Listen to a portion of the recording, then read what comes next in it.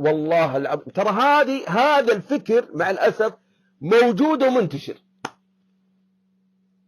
إن هذا الرجل مجرد كبري لإشباع غريزة الأمومة، جيب منه طفلين ثلاثة ثم تطلب فسخ النكاح ثم تقيم دعوى النفقة. صارت متاجرة، دعوى النفقة وأجرة السكن والحضانة ومن يعرف إيش، وتأخذ حساب مواطن وتتوظف ثم تأخذ لها شقة بالحالة ثم تسرح وتمرح.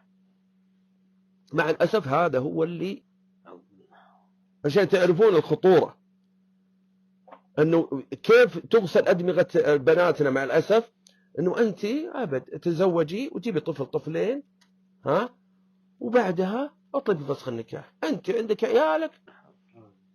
والله إن وحدة قالتها لأحد عملائي، بس هذا الرجال حريص ما بعد أنجب، يقول أنا لاحظها مشاكلها معي في النهاية، وإحنا قاعدين قاعدين في مشكلة كذا في السيارة، قالت المفروض الوحدة تجيب بزرين وخلاص تطلق.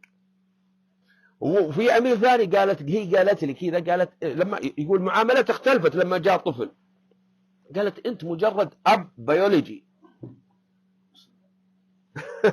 أنت أب بيولوجي. شفت يا جماعة الخير؟